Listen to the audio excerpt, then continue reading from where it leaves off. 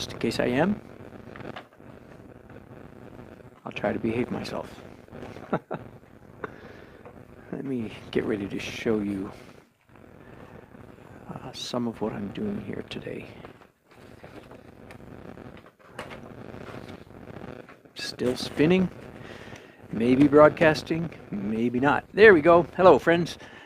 Giving some of you just a few minutes to catch up. So I call this today Watercolor Hijinks.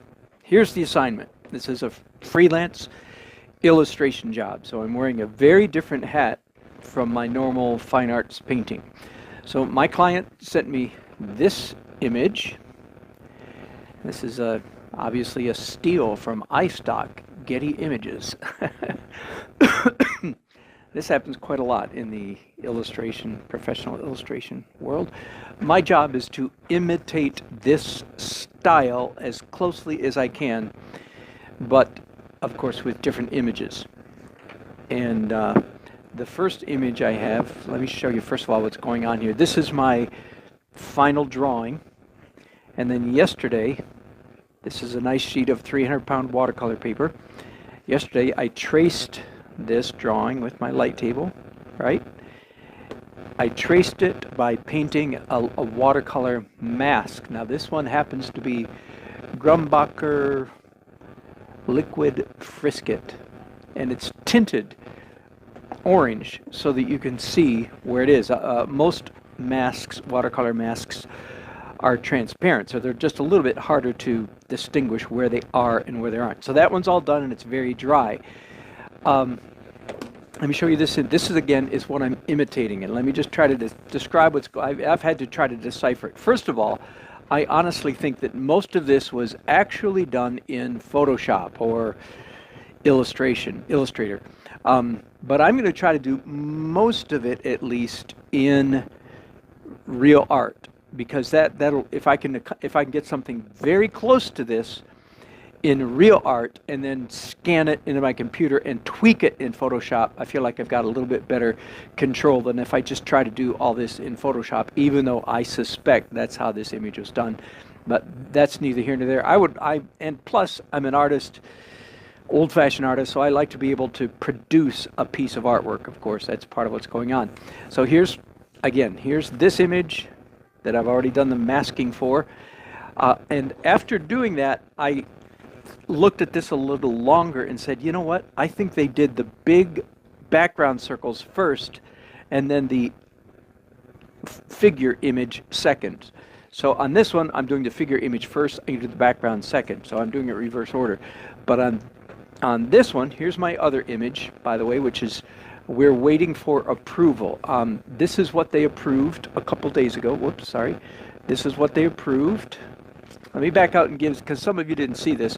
If you want to go back, I think it's 2 days, and see a broadcast called Drawing Figures Out of Your Mind, or From Imagination from the Mind, that's what this is. So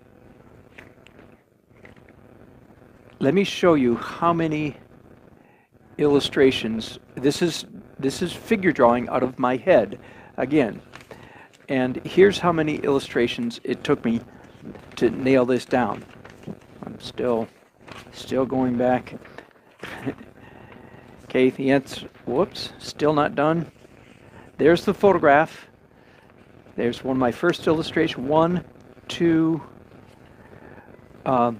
3, 4, 5. Just to give you some idea. 6, 7. Big change coming up here. At that point, I quit and said, nah, I don't like it. I'm starting all over. If I started all over, and here's illustrations. Oh, that was just something out. That's number 3. That's a demo I did during my broadcast the other day.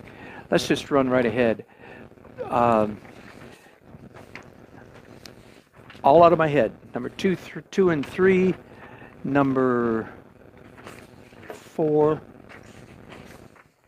6, 7, 9, 10, 11, 12, 13, and then they said, oh, we want the man and the woman reversed. So I had to move the woman closer and the man further away. 14, 15, and then just today they said, could we make the hair on the woman longer?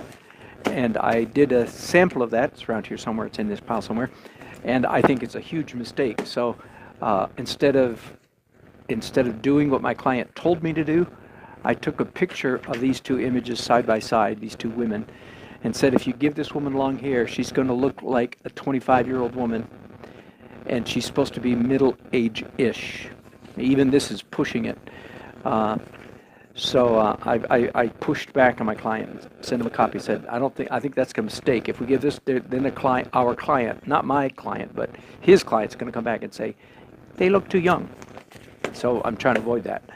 But what I'm going to do then, for this illustration, I'm going to do the background swirl first, and then do the figures second. So I'm going to do two things here while you're watching today. The first one is begin to paint this figure right here. And I've already got my watercolors mixed up before you were looking. Took me a while, of course, to get just the colors I want. I'm going to stand up now. And I practiced also on a piece of scrap paper, front and back, to figure out what kind of brush I want. And I think this is the brush I want to use. So again, what I'm trying to imitate here is, I'm trying to imitate this. So here we go. In this illustration, there are gradations. First of all,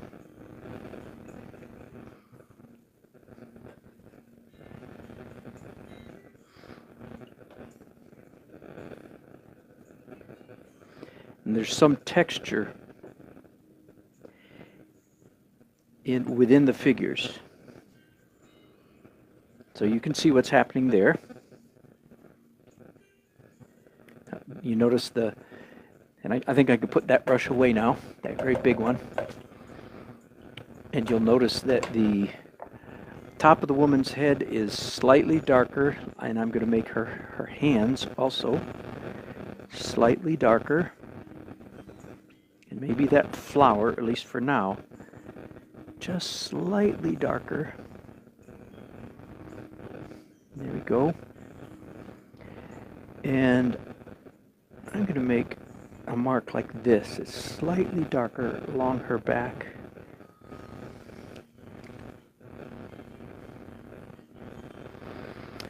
Okay, so I'm done. And I'm going to pause here because I need this to dry before I do my next layer on top of this. And here's a tip you might want to know.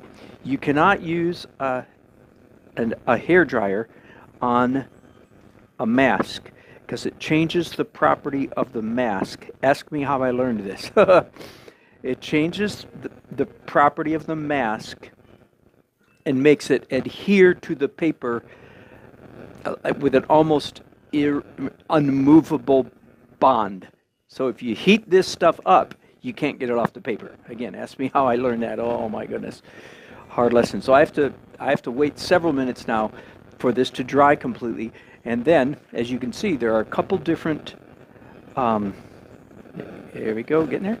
There are a couple different, like there's a reddish shaft of, it kind of imitates her clothing a little bit, and then some random energy strokes. So I need to do those, and there's one up here that sort of imitates her hairline. So I need to do those on here after this dries. And I'm sorry to do this after such a short broadcast, but I have to wait for this to dry, and I can't use it. All right, welcome back. Now, this is not quite completely dry. I did turn on a fan, a ceiling fan, right over my desk, and that helped speed up the drying a little bit. But while I'm waiting for that to dry, I'm going to go ahead and do the background swirl on what will be the background for those figures right there. And once again, the swirl I'm imitating is this right. You can barely see it, I know, but that's what I'm trying to emulate here. And I've already determined that this is the right kind of brush. And I've already mixed up the color that I think is a good match. So here we go. I want some strokes and streaks. I want some marks. And that's probably it right there. I'm going to do just water on my brush, so I'm diminishing of course, the intensity of the watercolor. Let's do one outside of that. And I'm going to, by the way, I'm going to have a real hard time getting my scanner to even read that image there. So, you know, that's part of the challenge of print reproduction, any kind of reproduction, is our eyes can see so much more than our printers can.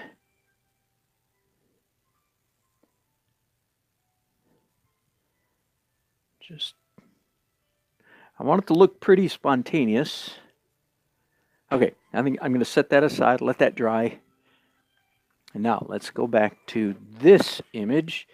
And I have two distinct sets of details that I need to do in this. One, again, imitating this. So there's a reddish, orange, red, brown tint in that. And hang on, all my small brushes are over here. Sorry about that. I'd been using them separately, so that's how they got separated. Okay, let's mix up it looks to me like a little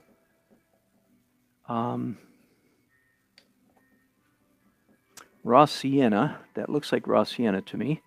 And a little burnt sienna. And a little some kind of red. It looks to me like those three. Let me pick up my practice. No, I don't have anything dark enough here, but let's just see. Yeah, that's the color, all right. It's just too intense. So rinse up my brush. And I've already have drawn in very lightly, you can't see it, but I've drawn in pencil the outline of this woman's apron.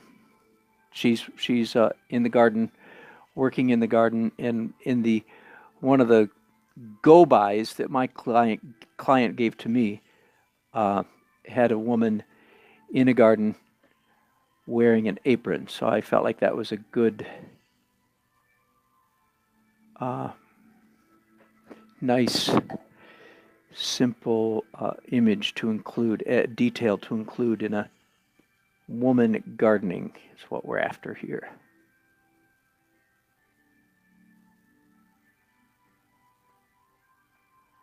Scribble, scribble, scribble.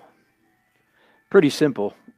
This is, ironically, it's a very simple watercolor job, but it's very complicated in that I'm trying to imitate something that someone else did. I'm trying to match their technique. Okay, now, I'm trying to think, do I need to wait for that to dry? No, I think I might be able to proceed. I hope I can. The last detail on this rendering, again, this rendering is oh no, wait. Good, glad I looked, hang on. The hair. So this artist has given me permission, if I can use that word, has given me permission to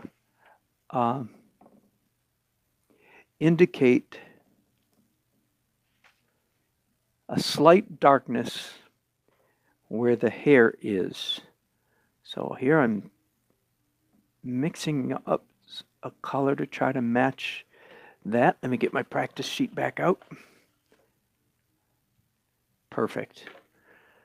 Okay, so again, I want this to look spontaneous.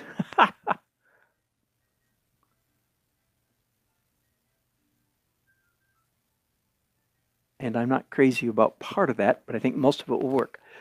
The 1960s style. I think that'll work if I just come in here and again erase more of that the sideburns there.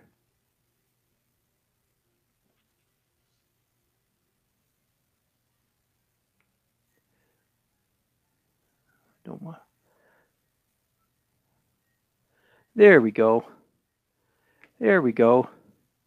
Yeah, just the impression of a distinction between flesh tone and hair tone. That'll do just fine, I think. Of course, I want it to dry this way, so I don't want it to blossom. I want it to stay right where it is. And I wish I could use a hair dryer, because that would be a good way to get it set, but I can't use a hair dryer because of this medium. I can pick up these dark puddles though. There you go. Okay, now back to, that's done. Oh, look, there's, no, I think all the other streaks and strokes take place in the swirl that I'm going to put on top of this. So I want to do some black. Can you see my palette? Not quite. Let me move you just a little bit. Jerk you around. There you go. So here's my palette, by the way. Surprisingly, fairly new palette. I just bought myself a watercolor palette last year to replace, I still have it, but to replace the one I've been using since, get this, 1972. Yes, sorry, folks, I was 18 years old when I bought that Grumbacher watercolor set, and that's what I had used for whatever that is, 45 years. Oh, that's a hoot, isn't it? This needs some help drying evenly. All you watercolor people, you know exactly what I'm dealing with here. Okay, stay put, stay stable. Okay, now, on second thought, I think I want a larger brush than this. Thank goodness I have no shortage of watercolor brushes. Lots and lots of watercolor brushes over here. This is just some of them for what it's worth. That's the most of them, but I have several other watercolor kits, smaller kits than that here and there. Okay, this might be a Payne's Gray. I've been calling it black, but it might actually be a Payne's Gray. I sort of think it is. I don't think I have a black watercolor paint anywhere. Avoiding blooms. You got it, Heather. Dodging blooms. Darn blooms. Okay. Here I'm imitating again. The swooshes. Oh, by the way, this line right here is a circle I made with my pencil. That's not part of the artwork. I'm making it even harder for you to see what I'm doing, aren't I? And I think, you know what I think? I think I wish I had a sheet of water media acetate. I used to have a pad of that, and I don't anymore. If I do, I don't know where it is, because then I could experiment. It's worth it. I'm sorry, it's worth putting you on hold for just a minute. So sorry, I'll be back in. Look at that. I found it right where it was supposed to be. Wet media acetate. My goodness. Probably purchased in the 1980s. In fact, Burlington Northern Incorporated pension plan. I did this job for Burlington Northern Railroad in 1988 or 1989. That's hilarious. Wow. I hope it still works, don't you? So, well, I'll test it here real quick. So the idea is, well, I could just lay it right here and test on it right here. The idea is that this is supposed to handle Yeah, not too bad. I hope I can clean that off now. Looks like I can. Okay, so for all of you who don't know what's going on here, I'm going to do some black extraneous, not related to the image, or barely related to the image, swooshes on top of this woman. And I wasn't sure where to put those swashes.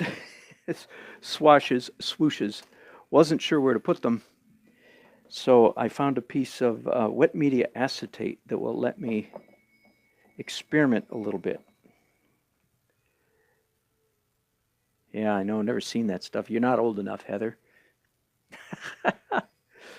But I'm thinking,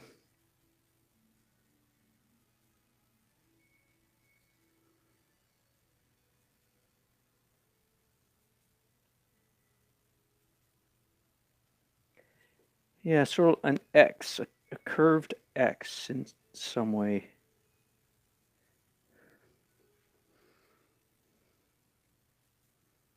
Yeah, I'm comfortable enough with that. I'll save that because I might want to use that again later today. Okay, so here we go.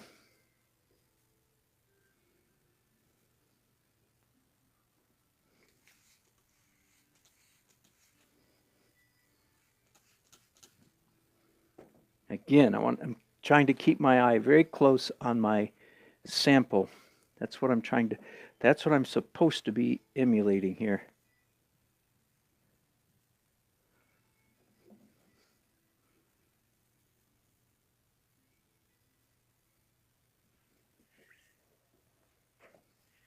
By the way, I talk so much about painting with two hands, don't I? Now here I am just tongue painting like crazy. Just hold that brush, the death control grip, all that stuff I rag on, right?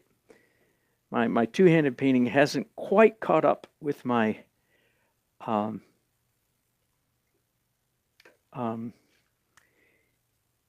watercolor painting quite like it has with my. I do, by the way, I have forced myself to draw with two hands, even when I'm doing like figure drawing and so forth, and that's okay. But no, in the realm of watercolor and calligraphy, well, this kind of watercolor, I do loose watercolor with two hands. Okay, how can I imitate what's happening here? A little bit of bleeding, a little bit of there. Yeah.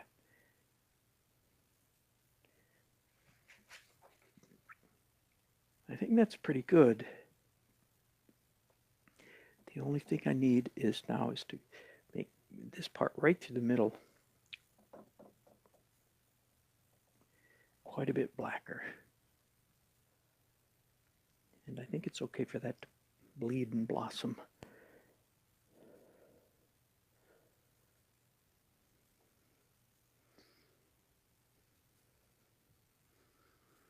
So I'm putting a lot of weight down on these masks.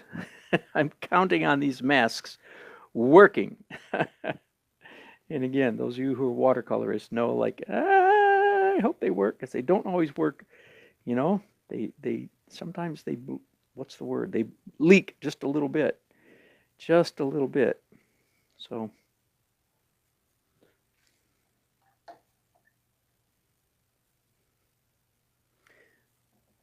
I see something happening here. There we go. Just a hint of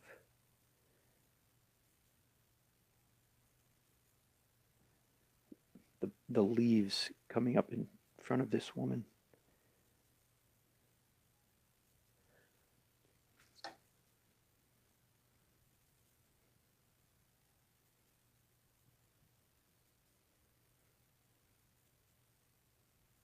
I know my black area keeps growing slightly.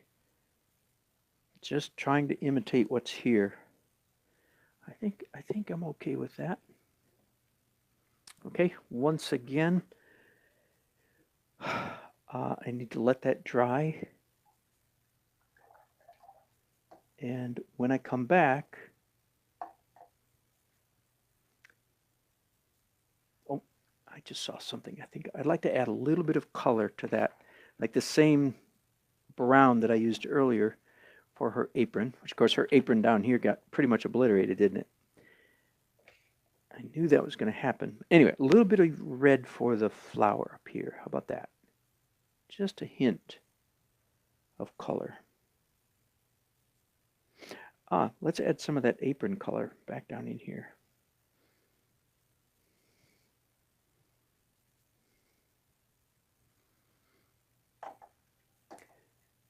Once again, sorry to leave you, but I need to let that dry. Here's the other background that I'm going to do this man and woman on top of a silhouette. And I'll do that in just a little while. We'll need to let this dry. I'll be back as soon as it's dry. Thanks for watching.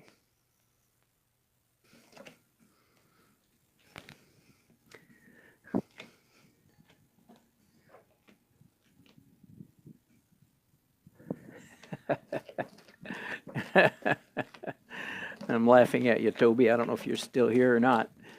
Hey, welcome back. So I am now removing the mask. This is both an exciting and tiring, literally tiring process. Yesterday I was doing I introduced some of you to the concept of aeroba painting. That's when you paint so hard you get an aerobics workout. Well, this would be, I don't know, aeroba masking or something. It's exciting because it's like unveiling a mystery, unveiling a gift, opening it, seeing what it's going to look like. But it's also pretty physical.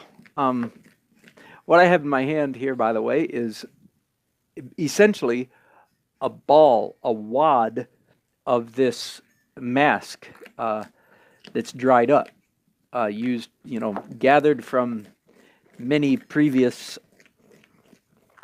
unmaskings.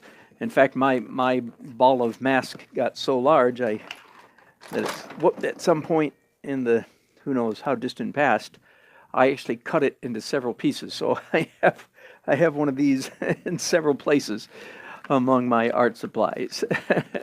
Again, just a big rubbery mass. They used to sell, maybe they still do, but last time I bought one of the tool that's made for doing this, it was called a rubber cement pickup.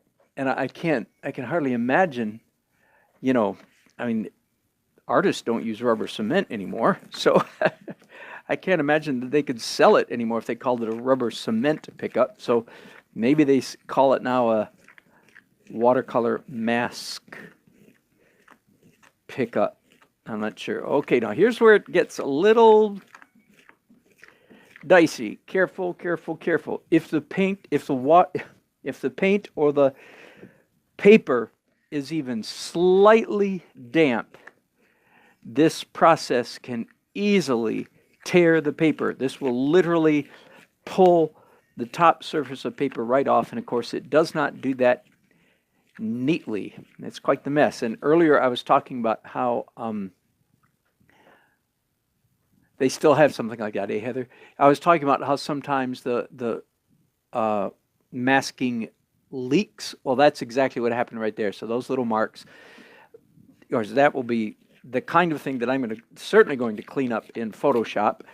But again, I would like to produce a piece of artwork that requires as little Photoshopping as necessary. To tell you, and now that I think about it, wait a minute, I don't want to have to mess with that at all, because the very last thing I'm going to do to this image is spatter it with black. So that will probably take care of that little imperfection there. Now, this is, again, dreadfully boring, so I have no expectation that you want to watch me do the whole thing. Let me just try to do some of the interesting part, which is up here by the face. I am very curious to see what this face is going to look like. In a human face, this size, 1/100th of an inch, left or right, can make a big difference in how the face looks. whether it comes across as an attractive woman or as a woman of this or that age. So the masking fluid is not quite that precise, not precise enough for a portrait. So I just did the best I could, truly assuming in this case that I would be touching up in Photoshop. But it actually looks pretty good. I'm pretty happy with how that face looks. Let's do some more down here. I think everything's dry, but I decided to, if anything's wet, it's down in this region down here. So I'll get there last. As you can see, it'll be several minutes before I get down there, and that'll give it just a few more minutes to dry. But this really is fun. It's always fun to pull off a mask and just to see, okay, what does it really look like when I get all this mess off. And once again, the mask I'm using today is Grumbacher made pink or orange so that it's very easy to see where it is. I'm not sure that's a huge benefit. Maybe it is. You can always find the little bits that you missed because you just run your hand gently across the paper like this. And believe me, it's as sticky as rubber cement, so it's not hard to find at all.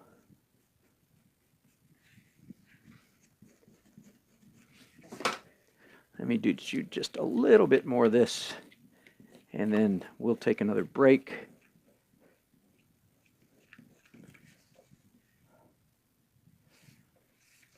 So as you can imagine then, again, my assignment is to imitate this technique. By the way, how new is the masking fluid? Yeah, right. I doubt that well, I don't know. Back in the day, back when I did watercolor in college, there was no masking fluid. I don't think there was masking fluid in the 70s. We just used rubber cement. Creative Mark rubber cement pickup. How about that? They still call it that. That's hilarious. Thanks for looking, Heather. She's telling me that Jerry's, she just looked it up. Jerry's has a rubber cement pickup for $1.99. That's hilarious. They need to upgrade the name of that product.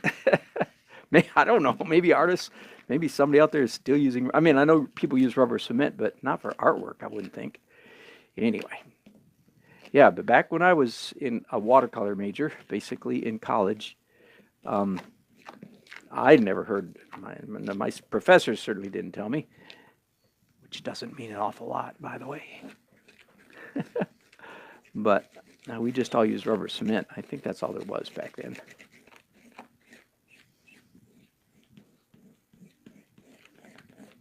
Yeah, it's fun to see this get clean. So I'm going to stop here. Let me tell you where I go from here. So after I get this all cleaned off, then I'm very carefully going to come back and do a swoosh, a swirl on top of this image. And it'll go out beyond it. On top of it, it'll have the feeling that it's behind it. Again, because I'm imitating this artist's work right here. And I don't know if you can even see these swirls back here. And then the very last thing that I'm going to do is spatter with probably ink. And I have ideas about how I'm going to do that. I think I'm going to spray this with a generous coat of, of a workable fixative before I do the spattering, so that I have some safety net when I do the spattering. As you know, you can't control spattering. If you can, it's not spattering. Anyway. Okay, good enough. I'll be back for more on the project later this afternoon. Thanks so much for...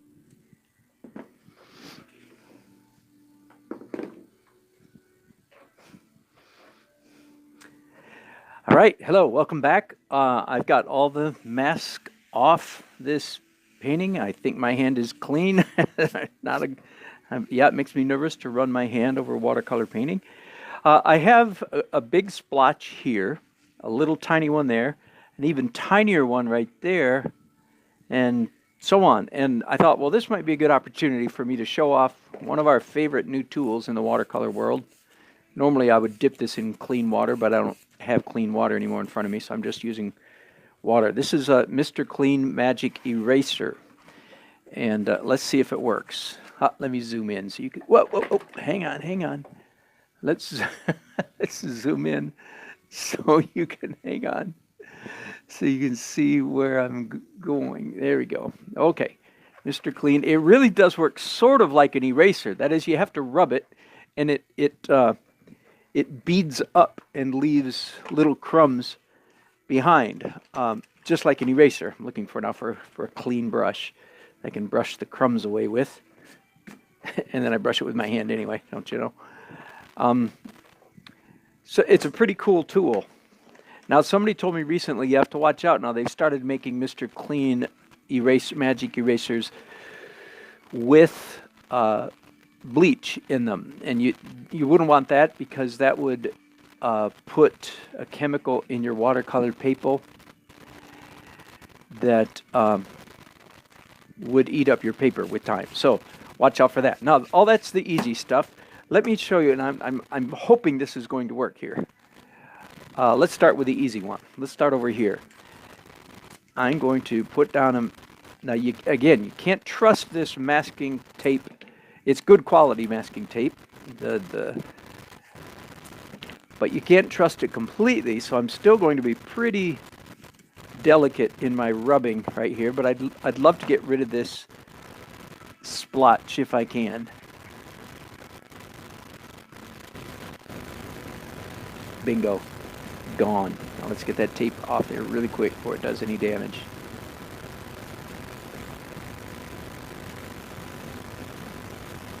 Okay, it left a minuscule edge under part of the tape, but that worked well enough that I think it's worth trying again. Got some more speckles up here. Again, I because I'm an artist, of course, I want to produce a piece of artwork that's as authentic as possible, requiring as little photoshopping as I can get away with.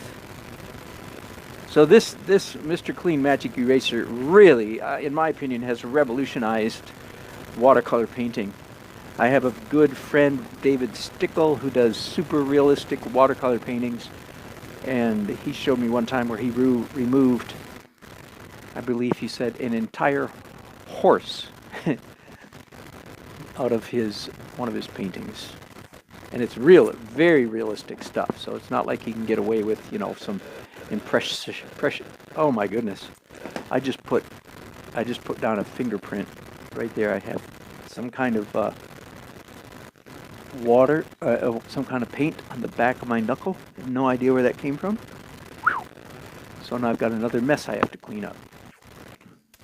By the way, I do happen to know that this Mr. Clean Magic Eraser, yes, does pick up indelible India ink, dry India ink. That's pretty amazing.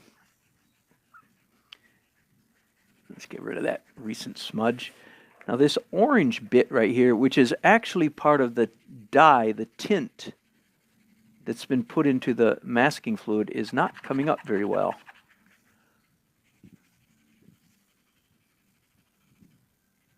Oh, come on. Coming slowly. Okay, and again, I'm more likely to be doing more damage at this point. So let's get this tape out of here. Again, because the water can creep along underneath the tape and along the edges of the tape and so on, as it did right there. But I'm okay. It's not bad enough to do anything. I think I'm going to let it go at that.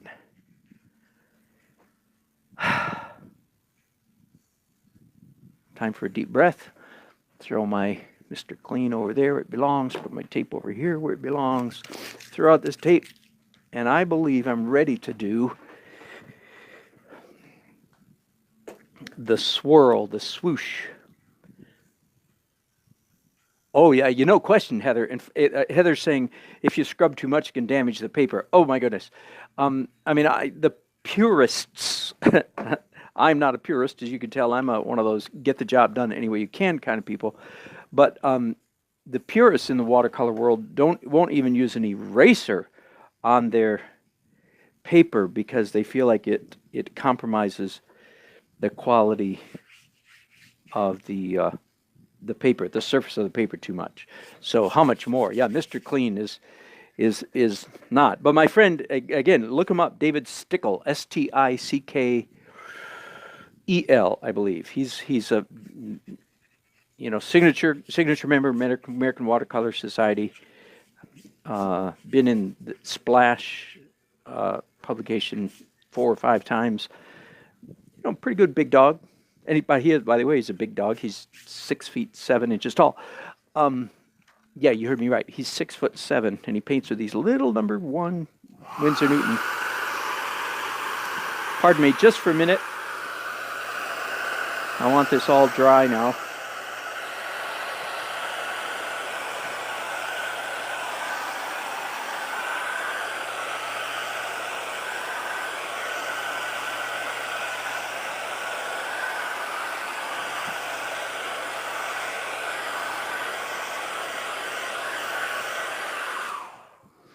All right, there's no mask on here. That's why I can use a hairdryer. And why my other hand is down there just to gauge the amount of heat, to keep myself in sync with how much heat I'm putting. And by the way, once again, this is nice 300-pound Arches. See Paul McCartney. Thanks, Heather. Keep it to yourself, my dear. Oh, that's hilarious. Funny. Thanks for saying that. Okay, here we go. Some swooshes.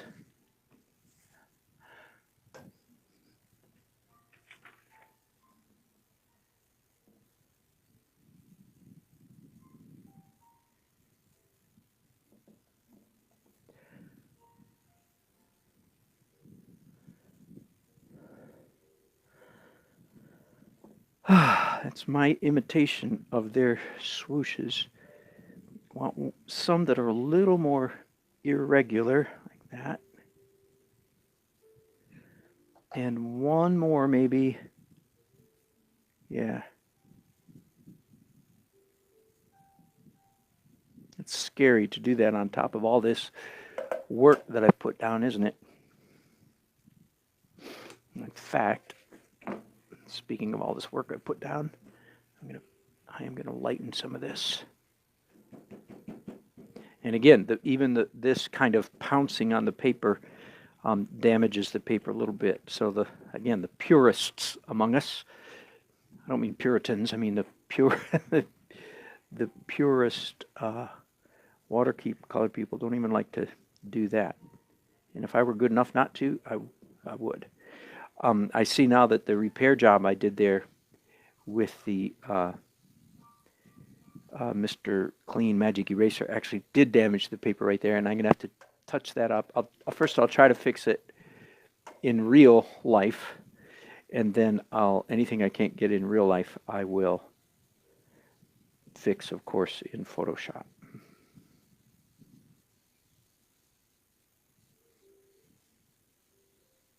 But that's pretty close.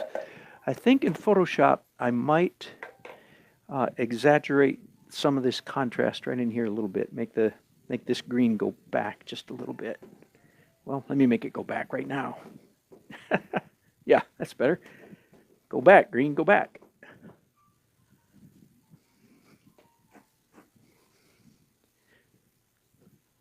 When I paint with watercolor, I have a tissue Kleenex in my left hand virtually 100% of the time. Okay, let me tell you what I'm going to do now. I'm going to take this down, I'm going to let it dry, hit it with a hairdryer, let it dry, and I believe I'm going to spray it with several coats of workable fixative, and then I'm going to come up here and do this spattering. That'll be I believe a toothbrush. I'm going to experiment, I'll practice on a safe piece of paper first. And hopefully the workable fixative will give me I can remove some of the spatters if I don't like them. Okay, so I'll be back in a minute. Thanks again for your time and attention. Hello, welcome back. I say that knowing that you guys most of you who watch this subsequently, there's no break, right? It just goes on. So, okay, welcome back to me. I am now here with my spattering toothbrush and my India ink. 1, 2, 3, 5 drops. I think that might be about the right amount. Whoa! I just spilled my India ink on the floor. Not a happy moment. I already practiced one time. I'm going to practice again. It works really nice, but the longer I hold the brush in this position, I believe the greater the chance, the bigger the blobs get because the ink's running back down the bristles, and the bigger the danger there is that this will happen, a great big splotch, which you guys could see even from way up there. Come. Okay.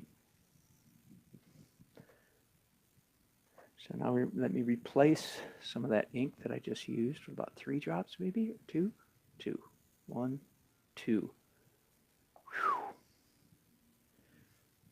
Okay, here goes. So here's what I'm trying to imitate. Fairly large splatters. And I've sprayed this. I have a damp paper towel ready to go.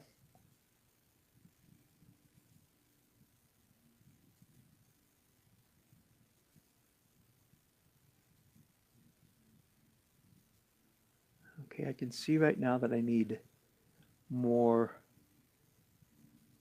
larger speckles, not so many small ones. My speckles are too small, but that's working pretty well right now.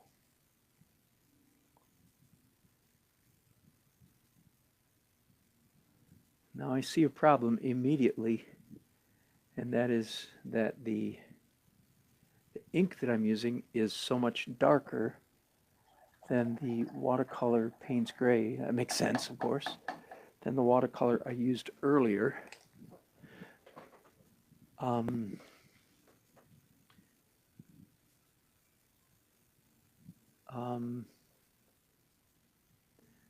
debating, let's see if I can lighten those big spatters up there a little bit. I'm debating, do I just start painting, or should I do this in Photoshop? No, I'm gonna paint some right now.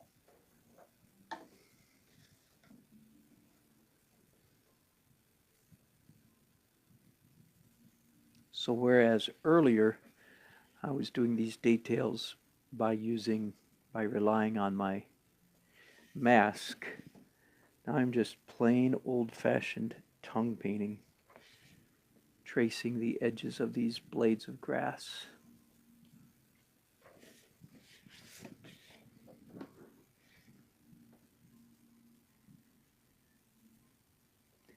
This part is easy. The challenge is going to be fading out this black along the edges. And again, I can't make you watch me do too much of this because it's too fine and too boring. So I'm going to abandon you in just a few minutes to do this painting on my own.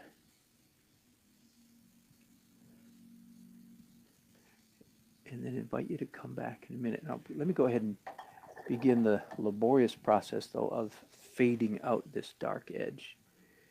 And I'm not painting on watercolor paper anymore, you remember.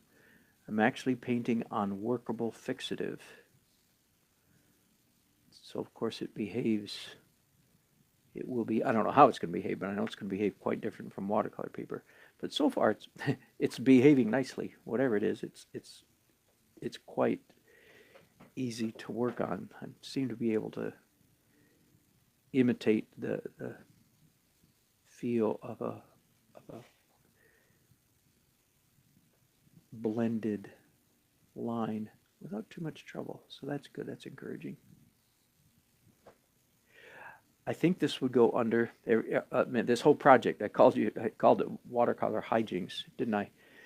And I think this whole operation, especially what I'm doing right now, would just go under the general heading of an artist does whatever needs to be done to get the job done.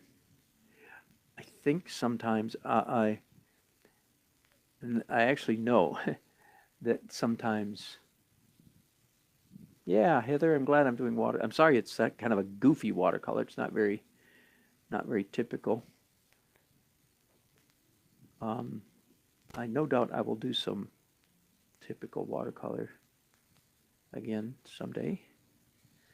Um, if you want to watch me do some watercolor, I happen to remember that right at the, oh, it was on Facebook, that's right, right at the beginning of 2017, when I first started this, trying to do a daily art adventure every day, like January 1st, 2nd, 3rd, 4th of 2017, was basically almost all watercolor, I think. Well, a lot of it was. I'm overstating it now, but I did several watercolor exercises, much more traditional than what I'm doing today.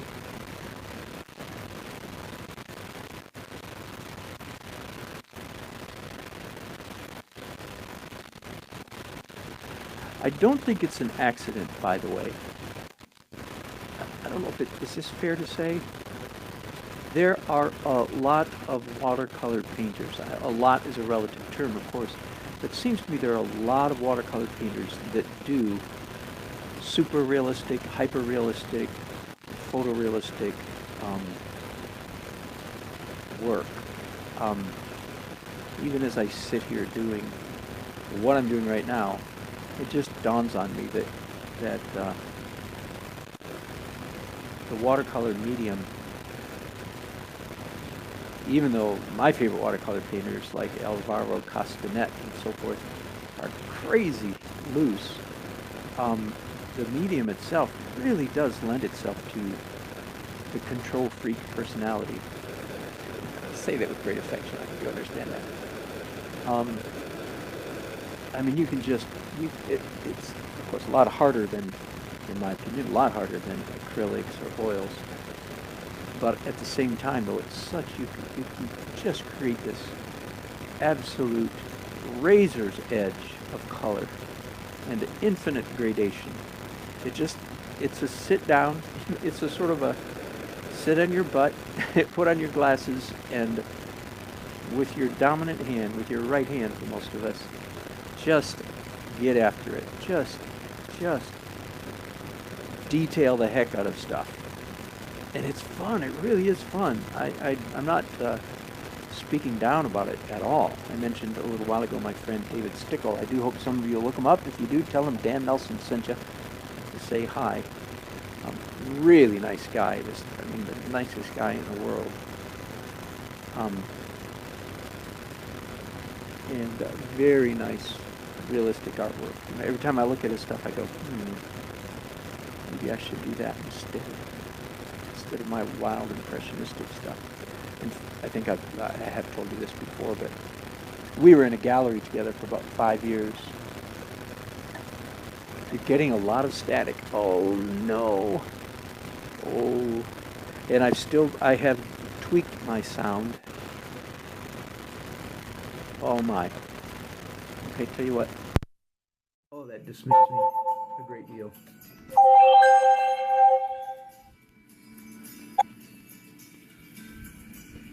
Thank you for letting me know. Oh, I'm sorry. Every time you tell me that, I know I groan. But I do. And I groan afresh because I worked on my system yesterday when I was hoping I had resolved the issue. So now I've switched to no microphone, just the sound of the camera. It just started, eh? Thank you for letting me know that. Oh, I'm just afraid that the $300 that I spent on that microphone was wasted, and I should have gone straight to the $600 microphone. You can imagine why I didn't. Thank you for letting me know, Heather. What was I saying? My friend Dave Stickle. Anyway, I was talking about how the watercolor medium, I think, lends itself so much to the impulse to do super realism. By the way, I have a word of advice for, and this is the kind of advice I give when I, when I judge a show, which I do on sort of, a local level. I'm the kind of person that judges regional. I had it plugged in during the last break, Heather. That's why I don't think it would be the battery would be charged. It's recharging during that whole last break. It should have been the last 2 breaks, but I forgot. But anyway, when I'm judging shows, I have a word for those of you, a word of advice. Of course, you can take it for what it's worth, but a word of advice for those of you who do or want to do or pretend to do or aspire to do realism in watercolor. And I think you'll see the wisdom of it when I say it. It is this: if you decide to do very, very, very tight realism in watercolor, then you must not stop 1 yard short of the goal. That is to say, if you're going to do realism, you had better really, really, really knock it out of the park. And if you want to know what I mean by that, then please go look at my friend David Stickle.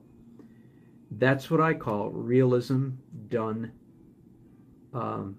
right. Another friend of mine, Jeff Jacob, I think it's plural, Jeff Jacobs, lives in Eastern North Carolina, used to be a New York illustrator. Likewise, and I wish I could name names. There's one fairly famous watercolor painter in North Carolina who does very realistic stuff, but he does 98% realistic, and then the last inches from the goal line, he sloughs off and says, okay, that's close enough. And I think that really irritates the brain of the viewer. It's not loose enough to be at all impressionistic. You don't get the feeling that it's at all impressionistic. He's aiming for realism, and yet he falls down just short of the goal line, as opposed to the two I've named, David Stickle and Jeff Jacobs, who I think carry the ball all the way across. So that's my word of advice. If I'm judging a show and I see a watercolor painter who's sort of playing around with hyperrealism, but they just go so far and then quit, I don't give them high marks. Again, take that for what it's worth, of course. But if you're in a show I'm judging, it's worth quite a bit. I've just told you what I think, and I've said this publicly at times like this in the past too. And if someone has the skill and the patience to get as close as I'm talking about, they really do have the skill and patience to go all the way. I think just nobody ever challenged them on that and said, hey buddy, you've taken us this far, it's not fair for you to drop us. And it's hard to describe. And again, if I named the one of the people who doesn't do a good job, you would get the point because you could compare. But I'm not going to do that. But do look at the two examples I've given, David Stickle and Jeff Jacobs. I'm much more familiar with David Stickle than I am Jeff Jacobs, but I think Jeff is still a good example of the good that I'm talking about. Okay, so there's some spattering. Believe it or not, I am going to, and I'm sure that you're not having a hard time believing this, I'm going to paint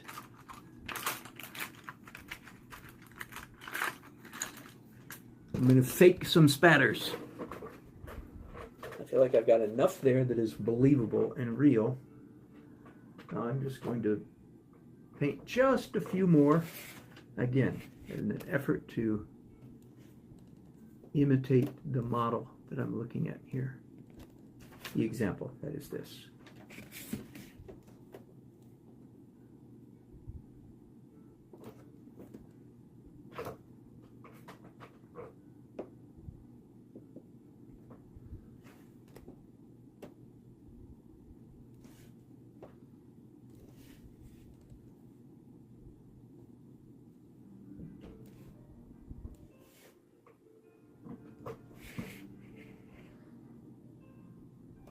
I think that's good enough.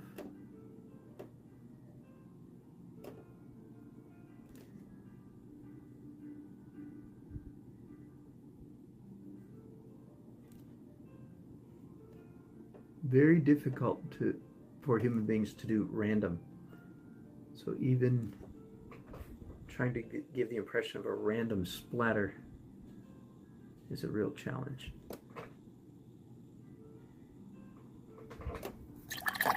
Okay, next step is let that dry. I wish I could proceed with my other illustration. I can proceed with part of it, but I can't go very far because I have not gotten approval yet. We have a question. I don't know if you were with me earlier. We have a question about the hair length. I'll show you.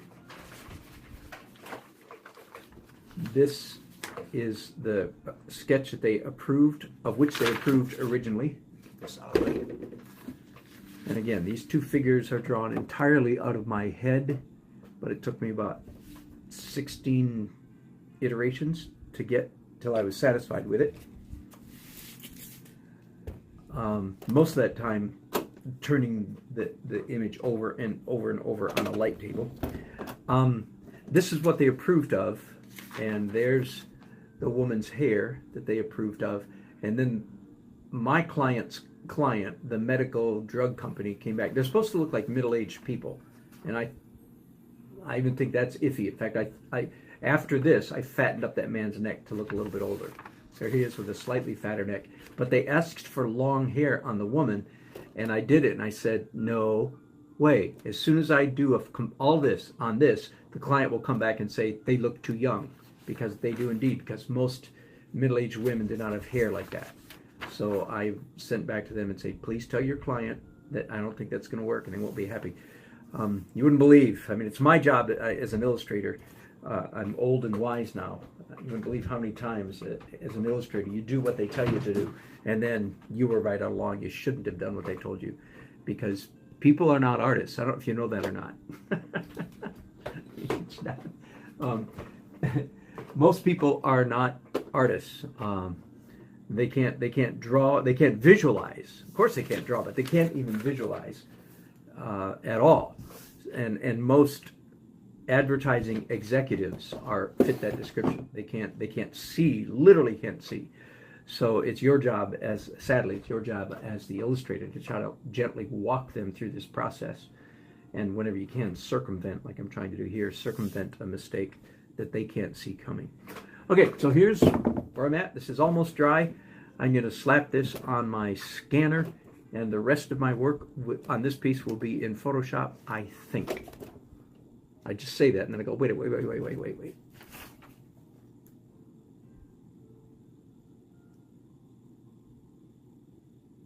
Hang on.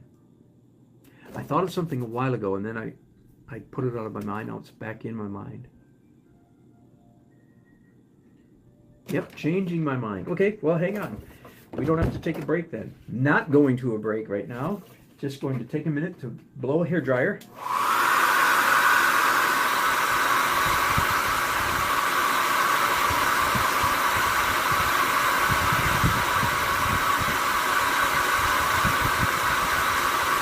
Sorry about the noise. Horrible, annoying. Sorry. Just 2 more seconds.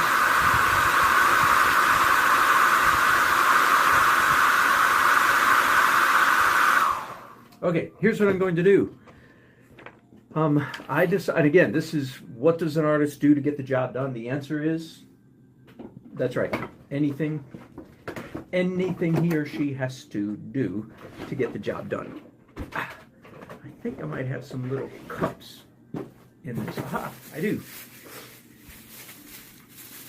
Um, I am going to get out some white gouache, and with a small brush, I'm actually going to paint. Not gouache is very opaque, but I'm going to add some water to this, so it's not quite as opaque as gouache normally is. I know some of you are freaking out because I put that there and it might tip over. Ah! It's very thick. I'm sorry.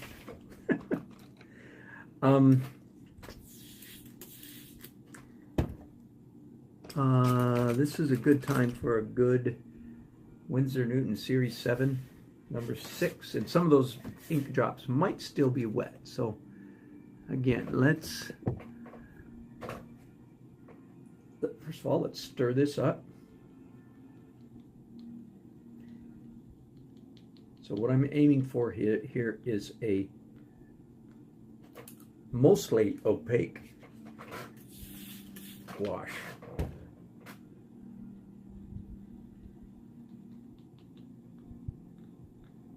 And this definitely is a glove-on operation.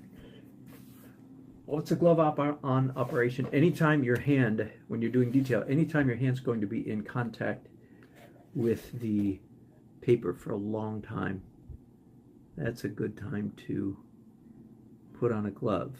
By the way, my one video that really has gone viral is the pen and ink cross-hatching, and I'm wearing a glove in that video. You can't believe the theories that people have come up. Why is he wearing that glove? Maybe protect his hand? Maybe he has an injury? I don't know why I have to do that with that fakey accent, but anyway, no, it's not to protect my hand. How funny. No, it's to protect the paper from the oils in my hand. My hand does not need to be protected from this dangerous watercolor paper. I'm sorry. I shouldn't laugh, should I?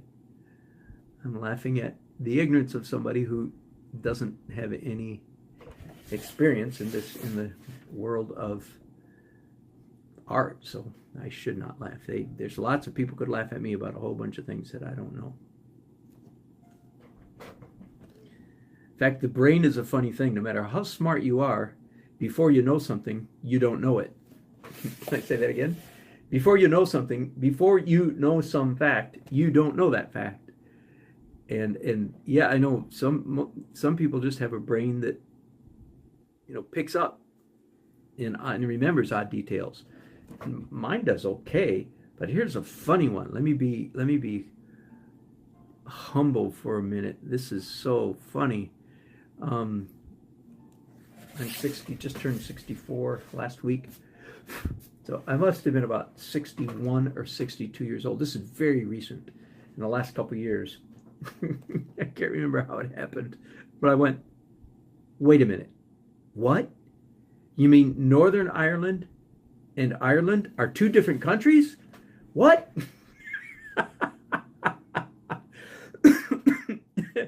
I haven't told very many people that, because that is just flat embarrassing. And I kind of like, you know, the British Isles. I kind of like England, Scotland, Wales, Ireland. Just my whole life I've always heard Northern Ireland. Yeah, it's like Northern Michigan, you know. That's not a separate state. A lot of people in Northern Michigan would like to make it into a separate. That's another story. Anyway, so let's just laugh at me about ignorance. You know what is, speaking of which, what is one of the best, to me, one of the absolutely the best parts about getting older? And I'm serious as I can be.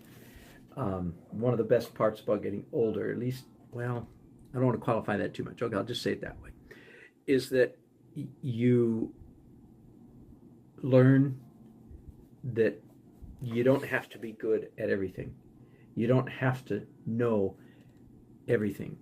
God help the man or woman who, younger in life, most of us have this tendency. We feel embarrassed if we don't know something, so we have to pretend that we know everything, which of course is stupid because we don't know everything. But we have to pretend that we do because we're afraid of losing face if our ignorance is exposed. And I mean, I think it is pretty funny that I didn't know Ireland and Northern Ireland were two separate countries. I'm sorry, maybe you don't think that's funny. Maybe you don't like, the British Isles as much as I do and still be ignorant of that fact. But one of the nice things about getting old is you can go, what are you talking about, man? You know everything you know, everything that you do know, you know. And everything that you don't know, you got it. You don't know. And there's no shame in ignorance. There's shame in willful ignorance. And by the way, the biggest difference between people who learn stuff and don't learn stuff is not, I listen to this, some of you, because some of you struggle, you don't feel like you're very intelligent. Man, if I could reach inside your brain and flip one switch, it would be this. The biggest difference between people who learn stuff and like remember it and those who don't is the ones who learn it and remember it, enjoy it, have fun, relax, are curious, are entertained, think it's funny, think it's interesting, think it's fun. Those who don't learn things very well, it's because they have a continual nagging suspicion in the back of their mind that they are not very intelligent.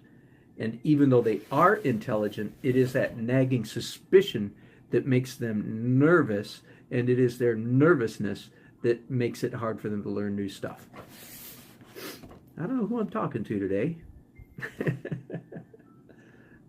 Why did you turn into this channel? Because you wanted to watch somebody do watercolor, and here he is talking about giving his opinion anyway. Yeah, it is my opinion. And some of you out there who struggle because you feel kind of dumb. You feel dumb because somebody in your first 4, 5, 6, or 7 years of life told you were dumb. Tragically, very often it was a parent, but it could have been a friend or associate or somebody, teacher. And so you've languished for decades under this burden that you are dumb when in fact you're not. But the fact that you think you're dumb has made you behave dumber because you're worried about being dumb, and that in fact sort of makes you dumb. So my recommendation is don't worry, enjoy, have fun. Why do I, for instance, let's go to a field that I don't have to be good at, like science, quantum mechanics, relativity, and things like that. Why do I tend to remember a lot of stuff? Because I just think it's fascinating. So the fascination comes first. In other words, the fascination comes first. The facility for remembering stuff comes very much second. Wow, what a detour, huh?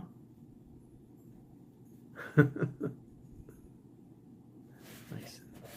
But my heart does go out. I know several people who fit this description, who feel like they're dumb. Most unfortunate, and even more than that, most untrue. The most important form of intelligence for a human being is creativity. And a curiosity and zest for life will create intelligence, where a fear will not. So don't be afraid, just have fun. Okay, I'm going to get off that subject. It was fun while it lasted.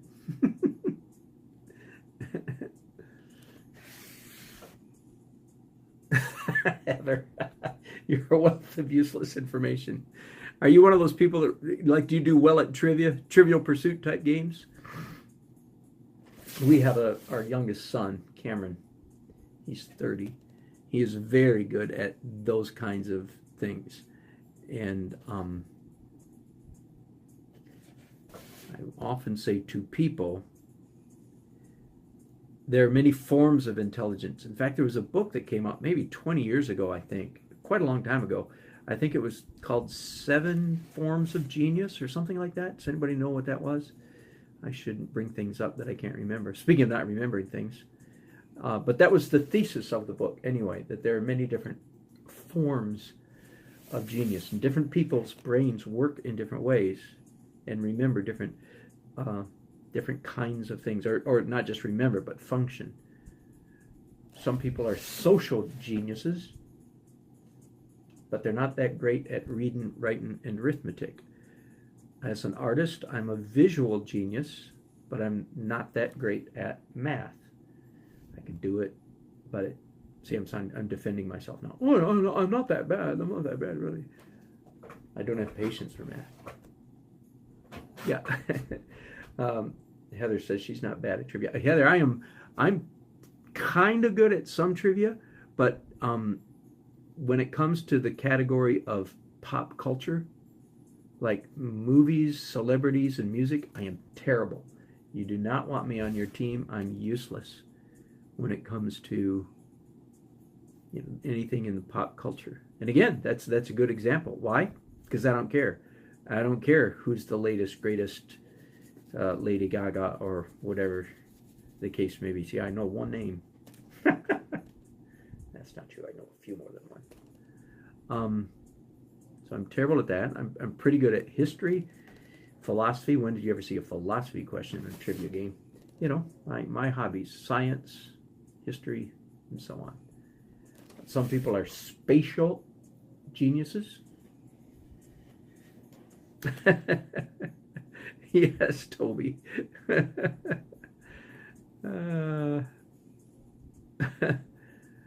Some people are athletic. Their bodies are genius. All the athletes we see on the Olympics or on major sporting, they are not like the most of us. They are not like the rest of us. Their bodies actually, their brains function differently. And we all function differently from everybody else. So, viva la différence, to use the old expression.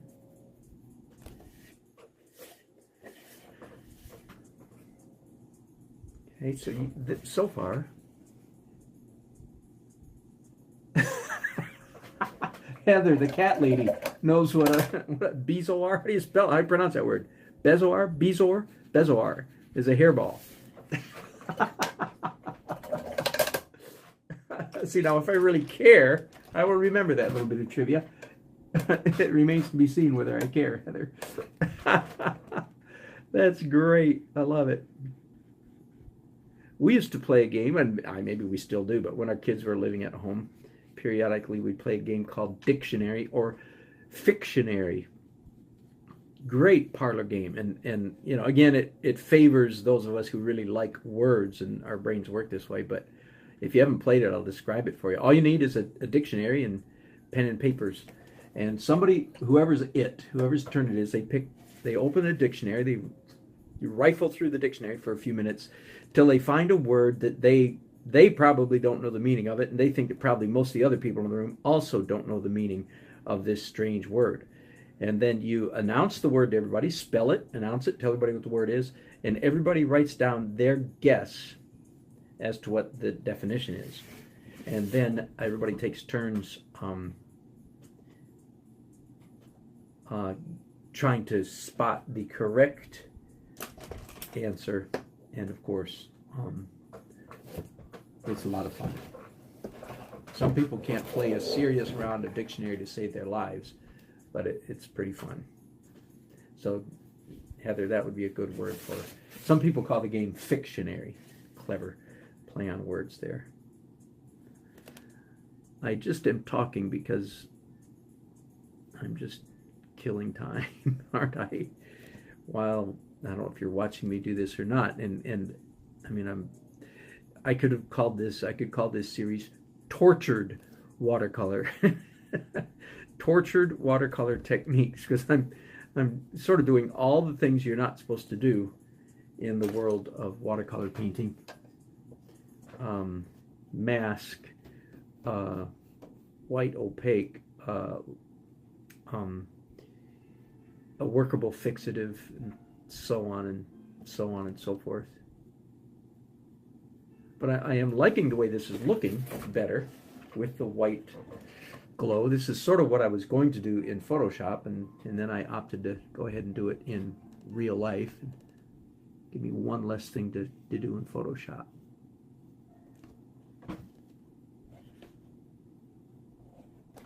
Let me go back to my example. Here it is. What made me think to do this was around this woman's face in particular. It's very, very, the silhouette is very sharp. Um, so it made me think that around, and her hands too. So it made me think that it would be in keeping with this style to sharpen up the silhouette somewhat by coming in here and painting with actually a translucent, almost opaque gouache. I've added water to the white gouache, so it's not quite. Toby, you can't be serious. Did you see Heather say that earlier? You didn't really think that looked like Paul McCartney. Oh, Lord, help me.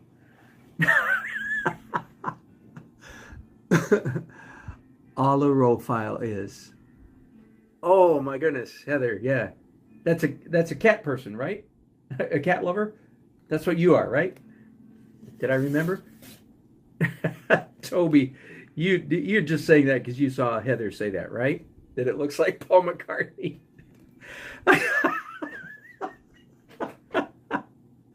What a disaster. Here,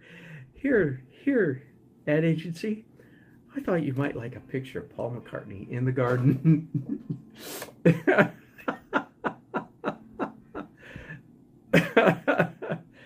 Oh my goodness.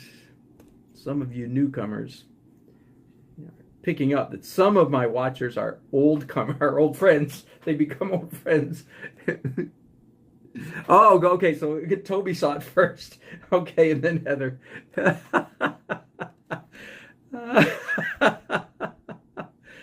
Oh my goodness. No, it doesn't look like Toby. I mean, it doesn't look like Paul McCartney, I don't think. I'm gonna give her a little cut up under her top lip though. Separate lip from teeth. There we go. Paul McCartney never had eyelashes quite quite that. Oh, I know he was a dreamboat. I'm sorry, but there we go. By the way, I don't know how well you can see this. There was a little mistake up here in the top of the head where some mask accidentally got where it wasn't supposed to be. And when I saw it, I thought, oh no, I'm going to have to fix that. But you know what? It turns out I kind of like that little irregularity up there. So Yahoo for irregularities that work out nicely. Okay. Well, we're having fun here. I don't know if we're doing much art. I am. I hope you guys are all busy while I'm on in the background, right? Toby, No, you're not hard at work. It's late at night where you are. Doggone. What are you doing up at this hour, Toby? Don't you dare say watching me. Scary thought. Oh, yeah. I gotcha because we've been listening. You know what? What did I watch lately on the Beatles? It was something where I was amazed. It was about their last concert, their rooftop concert. And I was amazed to read in the introductory notes. I think that was 1968, right? And it had been, at that point, the article said it had been a couple years since they had appeared together in concert. Is that right?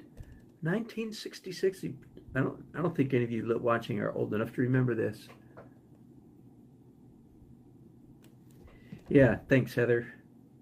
I think that's what I'm after. It fades out as it moves away from the face. Anyway, I was amazed. So the Beatles certainly were. I remember very well. I remember them showing up on TV on the Ed Sullivan Show. I mean, I remember the original broadcast. And I grew up in the kind of family that did not highly value pop music. So I don't know why we caught that one, but evidently we did somehow. I have no complaints about my growing up family. I mean, everybody knows everybody can complain about their family of origin. Everybody can. because there's no such thing as perfect parents. And mine weren't perfect either, but they were pretty darn good, and they did the best they could, and I'm thankful for them. Anyway, so we were not encouraged to watch the Beatles. All my Beatlemania has had to come in the decades of my adulthood.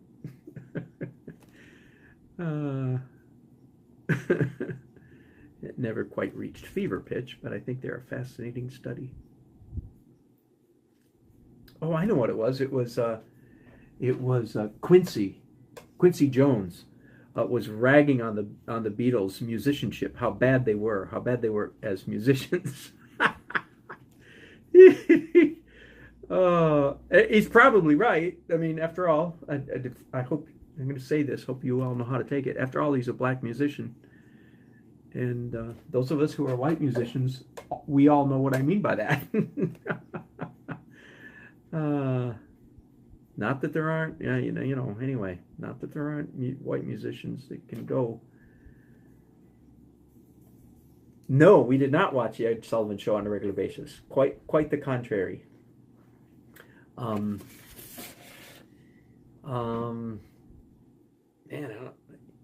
well, back in the day, you only had 3 channels, ABC, NBC, and CBS, and that's the same channels everybody else had. And so there wasn't that much to watch.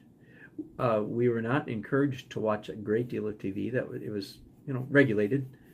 So we saw the normal stuff for a kid my age. The Beverly Hillbillies, Gilligan's Island, Wild Wild West. And yeah, the Ed Sullivan Show might have been in there, but now I'm making it sound like we sat around and watched TV every night, which is not at all the case. We were required to do homework. We were required to practice our musical instruments. Everybody played something. Now most of us play many things.